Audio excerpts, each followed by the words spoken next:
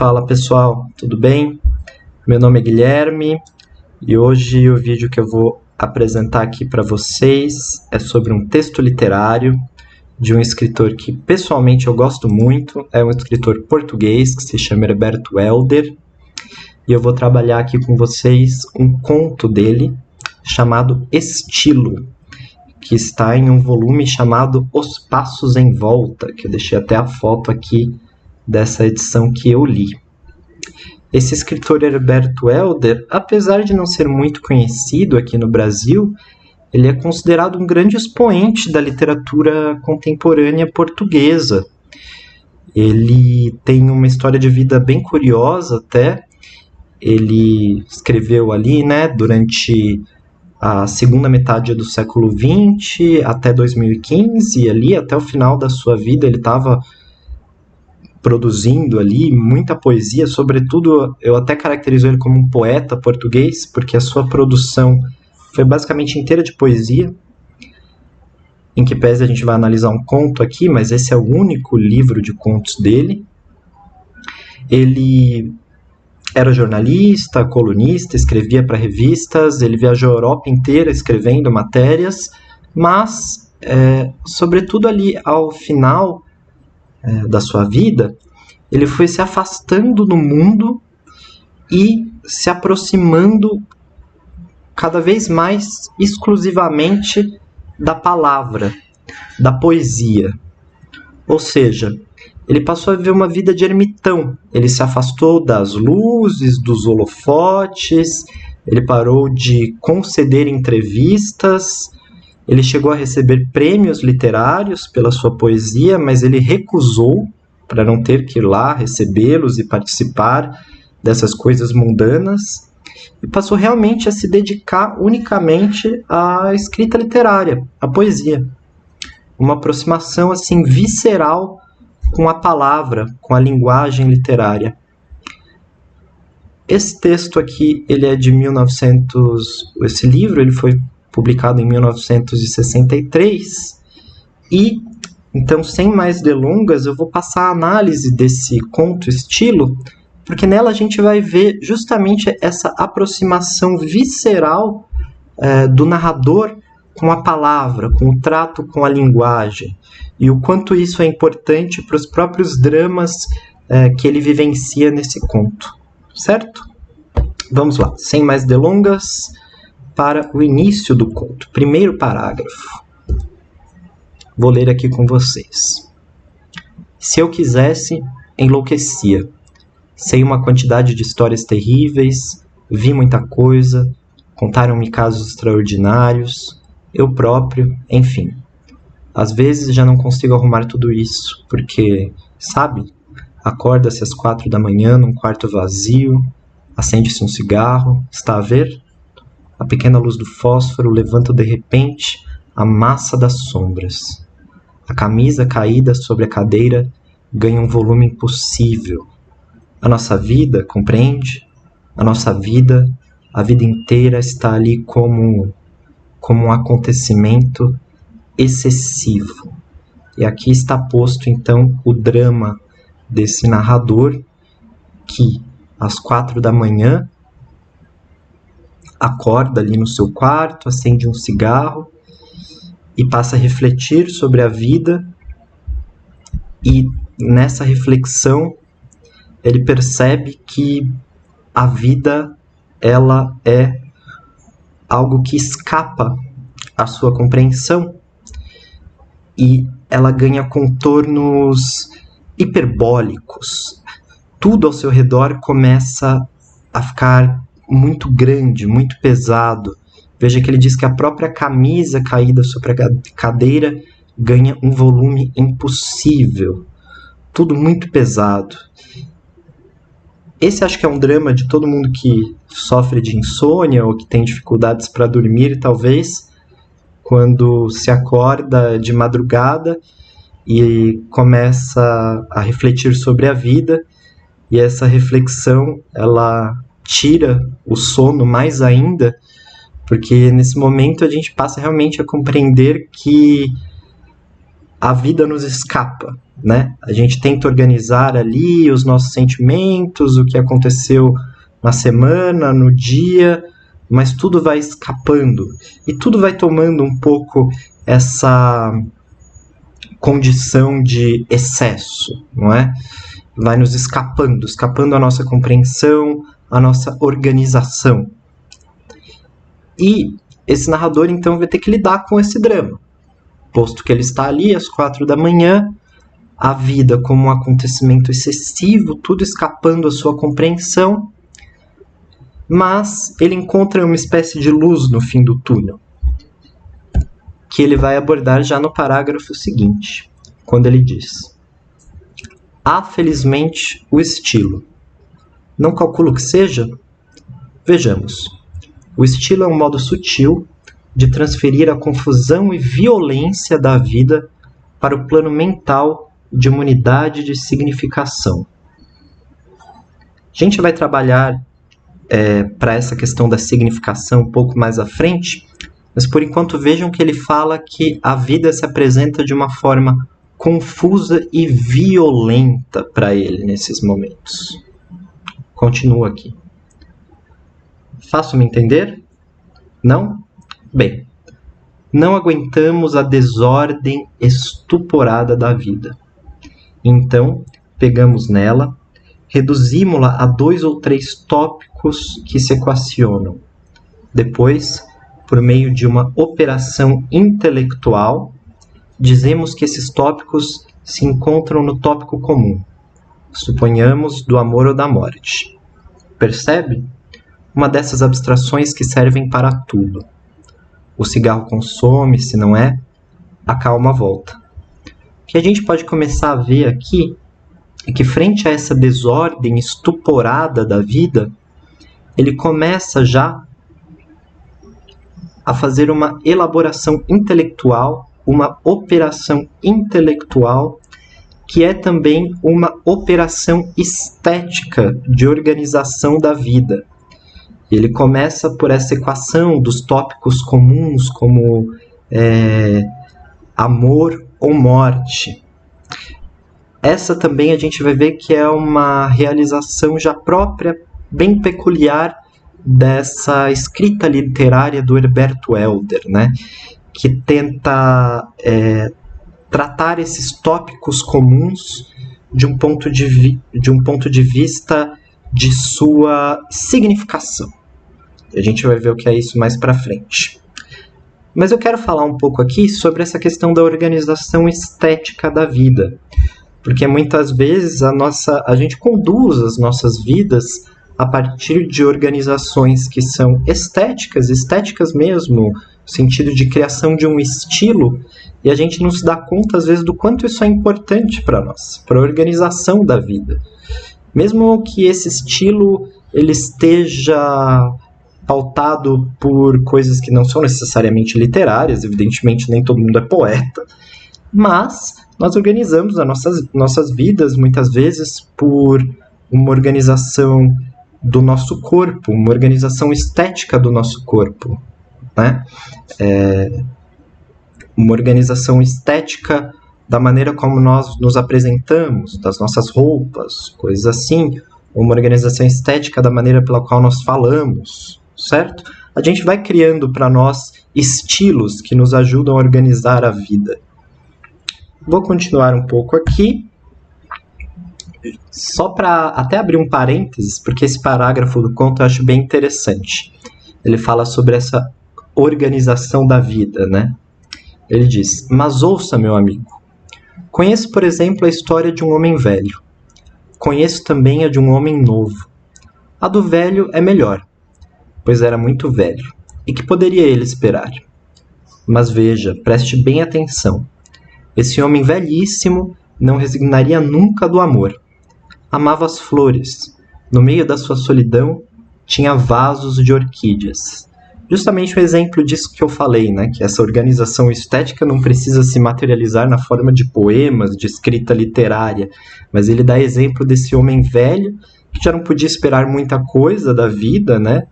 Mas que organizava ali os seus dias cultivando orquídeas. e que isso organizava essa desordem da vida. Mas, como nós estamos falando de um poeta e de um narrador que se apresenta também como um poeta, o trato que ele vai dar para as palavras é a forma pela qual ele vai elaborar o seu estilo. Deixei aqui um parágrafo bem longo em que ele introduz aqui falando sobre como a questão da música e da matemática foram fundamentais para que ele elaborasse o seu estilo, né? Ele ouvia Bach, resolvia equações matemáticas, passava a madrugada fazendo isso. E também, aqui a parte grifada que eu vou ler com vocês, ele começa a trabalhar a questão do estilo pela questão das palavras. Deixa eu tirar um pouco aqui a câmera e vou ler a parte grifada. Ele diz: quando acordo aterrorizado, vendo as grandes sombras incompreensíveis, tudo sempre muito grande, tudo excessivo, hiperbólico.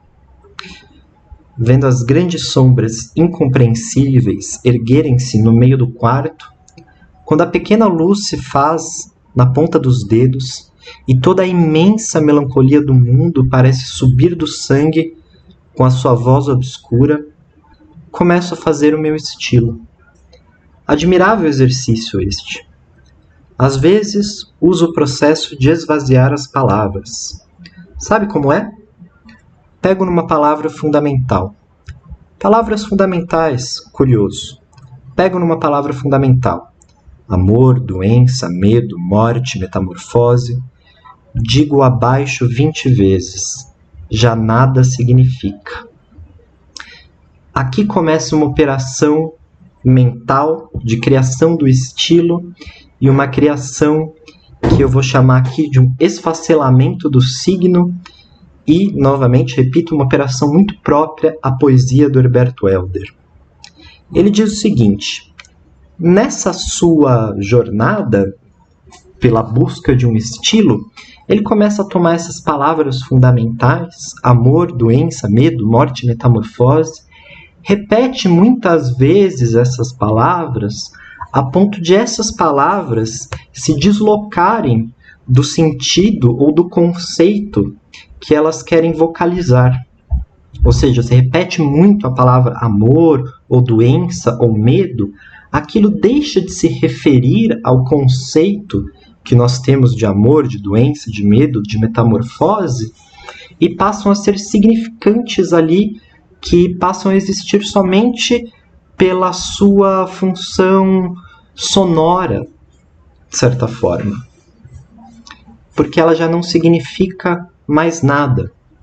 Ela passa a existir apenas também por uma função poética, estética da palavra, mas já deslocada de um conceito vinculado à vida material. Afinal de contas, é justamente essa vida material que tanto pesa, que tanto é excessiva.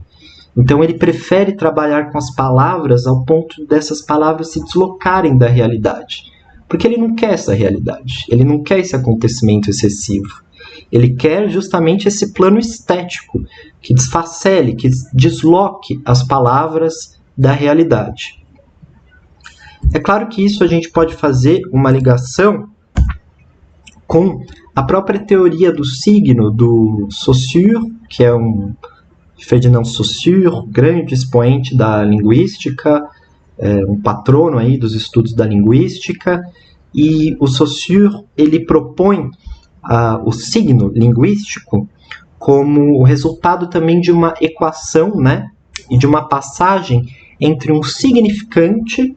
O significante é o que ele chama de imagem acústica. Nós podemos entender o significante como simplesmente um fonema, as palavras, né, que a gente fala.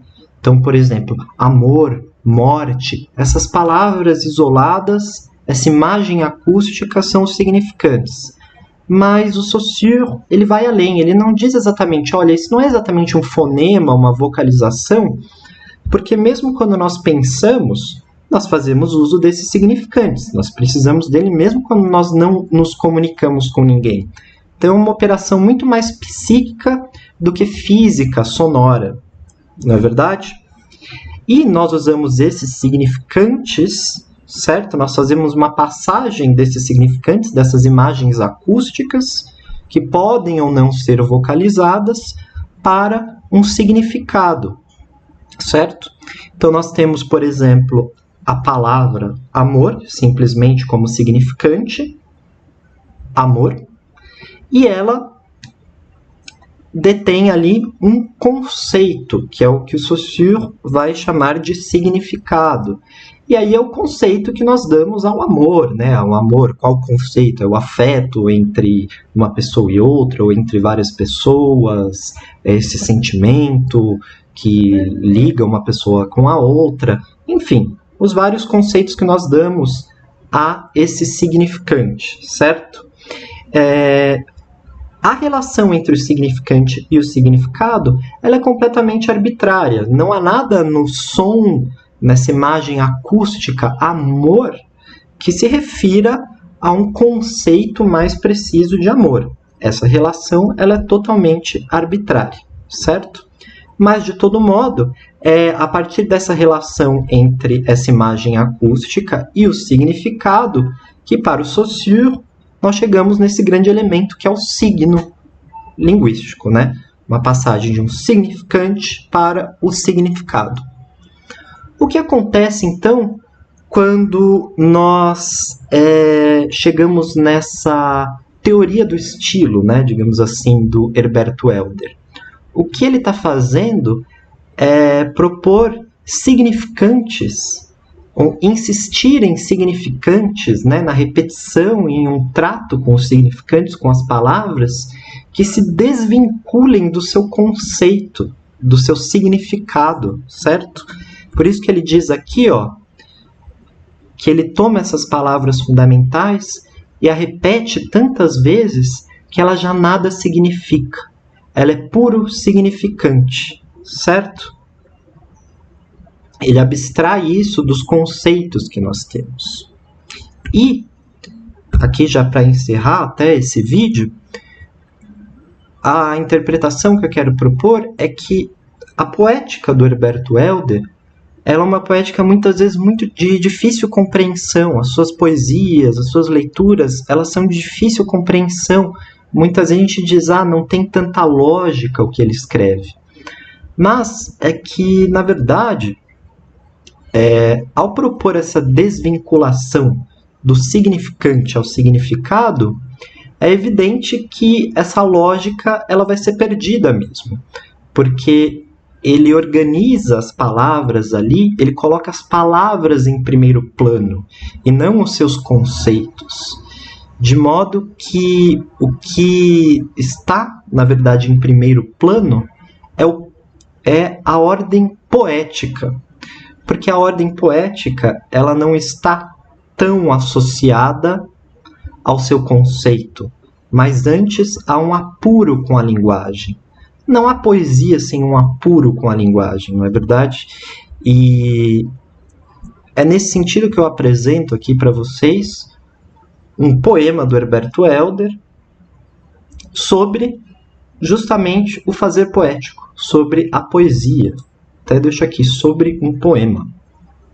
Ele diz o seguinte: um poema cresce inseguramente na confusão da carne. Sobe ainda sem palavras, só ferocidade e gosto, talvez como sangue ou sombra de sangue pelos canais do ser. Então aqui o que ele está dizendo é que o poema ele começa ainda sem palavras, sem esses significantes. Ele vem como essa pura sensação, como essa pura materialidade física mesmo, né?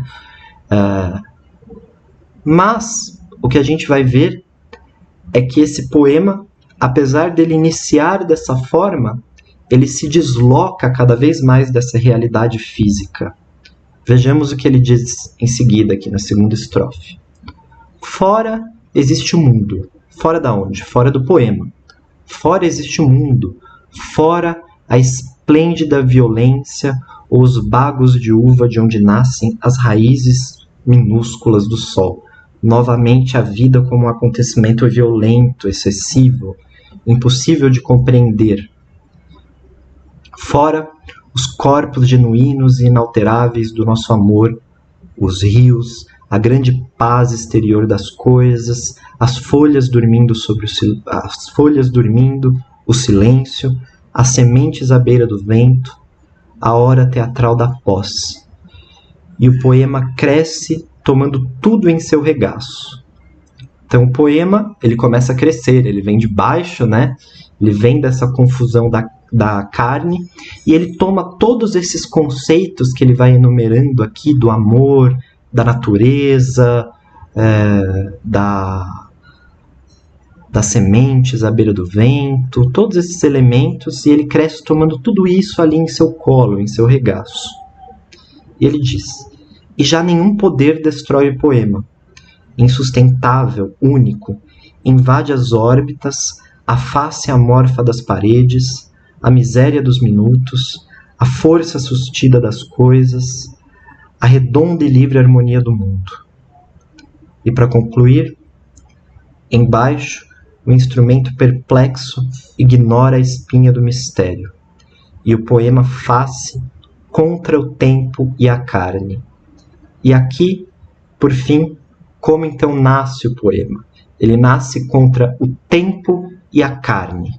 Ele nasce contra a matéria, né? Que ele chama aqui de carne, né? E o tempo. Ele nasce, ou seja, contra esse mundo externo.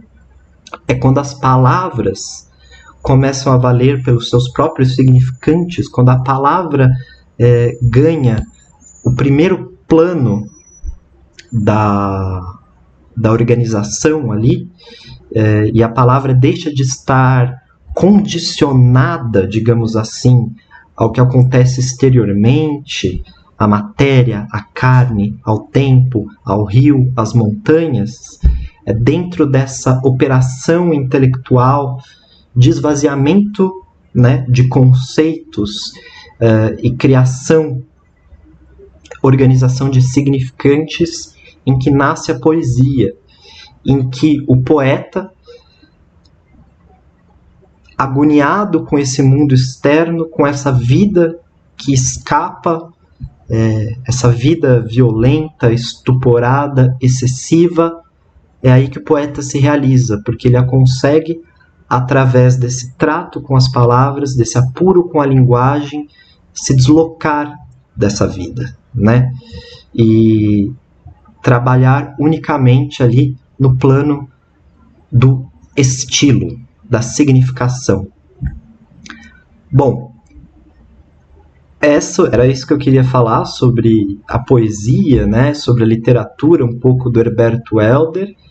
Eu espero que vocês tenham gostado. É uma literatura que eu gosto bastante. Vou até deixar novamente aqui. Nem preciso do slide. Se vocês tiverem oportunidade de ler esse livro de contos aqui, Os Passos em Volta, ele realmente é muito legal. Hoje eu não sei se tem mais essa edição, mas eu acho que ele está assim editado ainda aqui no Brasil. Vale a pena para quem gosta de literatura e para quem gosta de uma linguagem bem sofisticada, bem legal. Esse autor é muito bom. Valeu, gente. Espero que vocês tenham gostado do vídeo e nos vemos numa próxima.